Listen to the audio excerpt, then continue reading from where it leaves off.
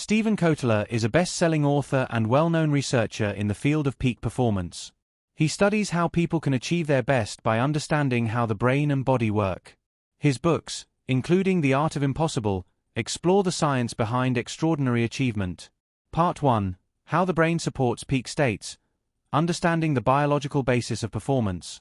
To truly understand why people behave the way they do, biology offers some of the clearest answers. While psychology can give useful insights, it often looks at behavior from the outside. Neurobiology, on the other hand, looks inside the brain and shows how things actually work. The systems in the brain tend to function the same way for most people, which makes it easier to apply the science of performance across different individuals. Tools like functional MRI and electroencephalogram technology have made it possible to track brain activity, helping us see which areas are active and how networks are formed. These tools also capture quick changes happening in real time. Although earlier thinking focused on individual brain regions doing specific jobs, it's now clear that the brain functions through networks, many regions working together to get things done. For example, the fear network helps with responses to threats, while the executive attention network helps maintain focus and control impulses. Understanding how these networks work together provides insight into how people think and perform. Peak performance comes from getting these systems to work with us rather than against us. William James once said that education should help the nervous system become an ally.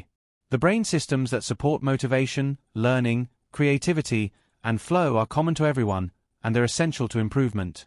Motivation gets the ball rolling, learning keeps the journey going, creativity helps solve problems along the way, and flow brings out the best performance. Part 2: Understanding flow, what flow is, how it feels, and what triggers it. Flow is a mental state where someone is deeply focused and fully engaged. During this time, they might lose track of time, forget about themselves, and perform at their highest level both mentally and physically. This state is typically marked by intense concentration, a sense that actions and thoughts are seamlessly connected, reduced self-awareness, a shift in how time feels, a strong feeling of control, and a sense that the activity is rewarding in and of itself. Flow is closely linked to a distinct shift in brain activity, involving a powerful mix of chemicals like dopamine, norepinephrine, anandamide, endorphins, and serotonin.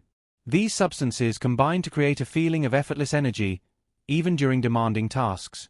Thinkers like Goethe and Nietzsche described similar states of being.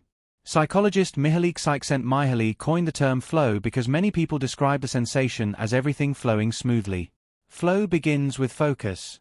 Scientists have identified more than 20 triggers that can help bring on this state. These include things like encountering something new, taking risks, facing unpredictable events, or recognizing meaningful patterns. These experiences grab attention and encourage creative thinking by prompting the brain to release dopamine. Flow tends to happen when a person is facing a challenge that's just a bit more difficult than what they're used to. If the task is too easy, boredom sets in. If it's too difficult, anxiety takes over. But when the difficulty is just right, the brain engages fully. Confidence plays a major role in how someone manages that sweet spot. While external rewards like money can help in the beginning by reducing fear, internal motivators tend to be more effective over time.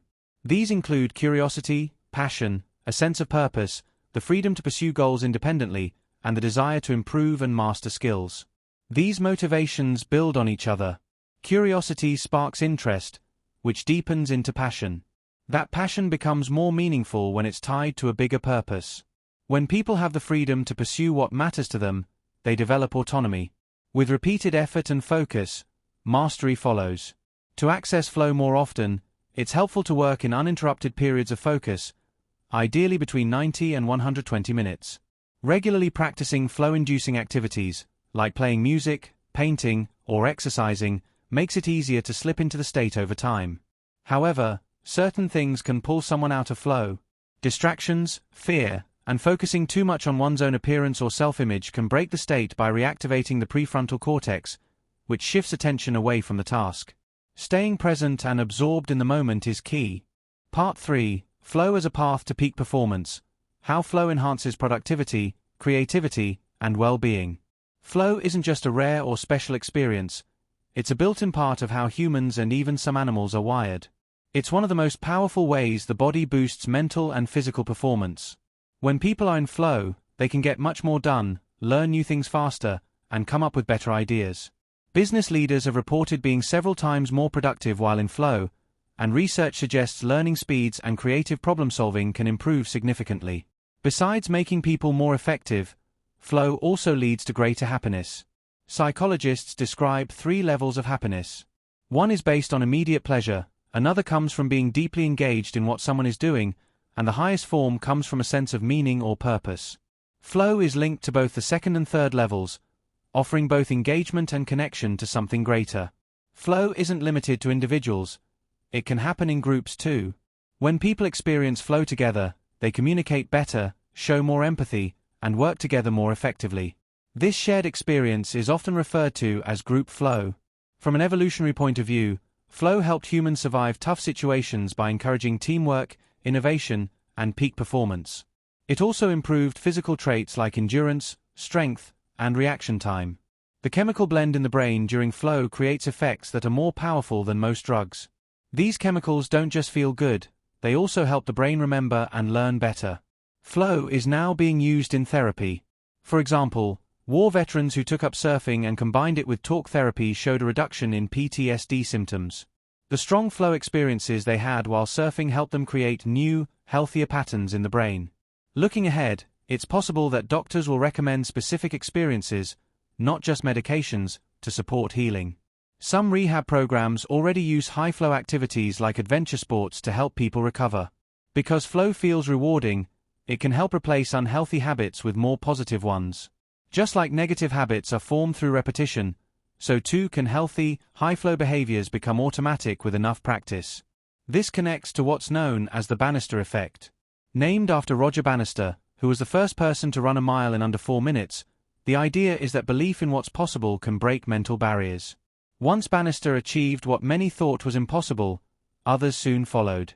Flow can help people do the same by pushing past limits and realizing more of their potential. Part 4. Daily Foundations for Flow, Habits and Routines to Sustain the Flow State. To build more flow into daily life, it helps to develop habits that support both physical energy and mental clarity. Getting enough sleep, ideally 7 to 8 hours each night, keeps the body rested and the brain sharp. Eating nutritious food and staying hydrated throughout the day helps maintain consistent energy levels. And staying connected with encouraging and supportive people can keep motivation high and stress low. For mental readiness, taking a few moments each day to reflect on what you're grateful for can shift focus in a positive direction. Practicing mindfulness or simply taking a few quiet breaths helps calm the mind and reduce distractions. And regular movement, whether it's walking, stretching, or more vigorous exercise, can clear mental fog and prepare the brain for focus. These daily practices reset the nervous system and help build emotional resilience. During stressful times, leaning more heavily on these habits, such as taking time to breathe or move more frequently, can be especially helpful. Flow isn't just a feel-good experience. It's a trainable skill and a powerful strategy. With the right habits and mindset, anyone can experience flow more regularly and unlock new levels of focus, performance, and satisfaction.